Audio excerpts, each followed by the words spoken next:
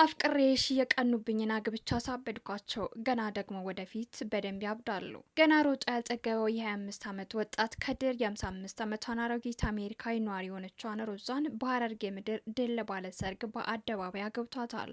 በጋብቻው ለተቹት ሐሜተኞች የሰጠው ያልተጠበቀ አስገራሚ ምላሽ መላው የማህበራዊ ሚዲያ ተጠቃሚዎችን በእሳት እያነደደውም ይገኛል። ከሰሞኑ በቲክቶክ እና በተለያዩ የማህበራዊ ሚዲያ አማራጮች ላይ በሰፊው እየተሰራጨ የሚገኘው የእነዚህ የሁለቱ ጥንዶች አስገራሚ የጋብቻ ስነስርዓት በብዙዎቹ ዘንድ ትልቅ ክርክር አለፍ ብሎም ደግሞ የተለያዩ ስሜቶችን እየፈጠረም ይገኛል።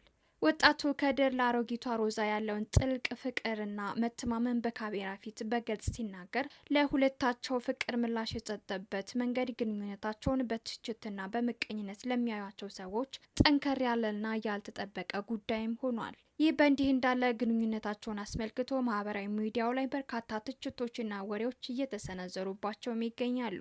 በተለይም ደግሞ ሮዛ ረጅም ዓመታትን ኑሯ በአሜሪካ ሚኒሶታ የምትኖር በመሆኗ ወጣቱ ከድር ያገባት ከሀገር ለመውጣት ለጥቅምና ለገንዘብ ሲል ነው የሚሉ ወገኖች ጥቂት አይደሉም። ሰዎች ባልሽ ለገንዘብ ነው ያገባሽ እያሉ ሲያሟቸው፣ ሮዛ ግን ለዚህ ወሬ ቅንጣት ታህል ስሜቷ አልተነካም። ይልቁንም ባልሽ ይወድሻል ብቻ ሳይሆን ይሞትልኛል ባያቸው በማለት ለከድር ያላትን ፍቅርና በሱ ላይ ያላትን ሙሉ እምነት በኩራት ትናገራለች። ጥንዶቹ ለማህበራዊ ሚዲያ አሉታዊ ወሬዎችና ትችቶች ቦታ ሳይሰጡ በቅርቡ በሐረርጌ ምድር እጅግ ደማቅና ድል ያለ የሰርግ ስነ ስርዓት በመፈጸም ትዳራቸውን በይፋ ሀብለውም ጀምረዋል።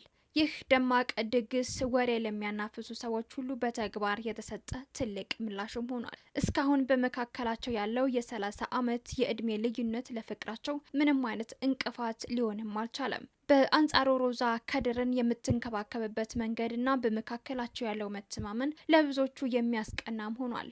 ሮዛ በዚህ ጋብቻዋ ብዙ የእንኳን ደስ ያለሽ መልእክቶችና የመልካም ምኞት መገለጫዎችን ማስተናግዳለች። በአሁኑ ሰዓት በጉዳዩ ላይ የሰፊው ሕዝብ አስተያየት በሁለት ጎራም የተከፈለ ሆኗል። በአንድ በኩል ፍቅር እድሜ፣ ደረጃ፣ ቦታ አይመርጥም፣ ዋናው መግባባትና መዋደድ ነው በማለት ሀሳባቸውን ሲያንጸባርቁም ይስተዋላሉ። በየቦታው በእድሜ እኩያ ተጋብተው በእለት ከእለት እንቅስቃሴዎቻቸው ከሚቃጠሉት ይልቅ እንዲህ የሚንከባከብና የሚወድ ሰላማዊ ትዳር መመስረት ትልቅ መታደል ነው የሚሉ ደጋፊዎች በብዛት ይገኛሉ። በሌላ በኩል ደግሞ አሁንም ድረስ የግንኙነታቸውን እውነተኛነት የሚጠራጠሩና ነገሩ ሁሉ ለጥቅም የተደረገ ስሌት ነው የሚሉ ሰዎችም አልጠፉም። ሆኖም ጥንዶቹ ጨለማ ላይ እንደተለኮሰ ሻማ በደስታ የፍቅር ማዕበልን እያጣጣሟት ይገኛሉ።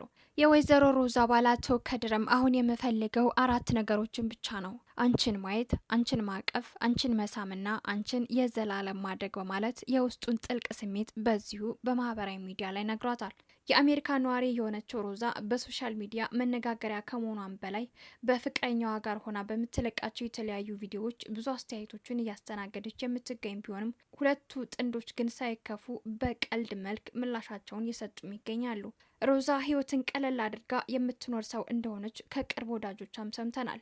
በውጭ ዓለም እንደዚህ አይነት ጋብቻ የተለመደ ቢሆንም እንኳን ወደኛ ሀገር ስናመጣው ግን አዲስ በመሆኑ ሁሉም በአግራሞት እያየው ይገኛል። እኛም መልካም የትዳር ዘመን ይሁንላችሁ ማለት እንወዳለን።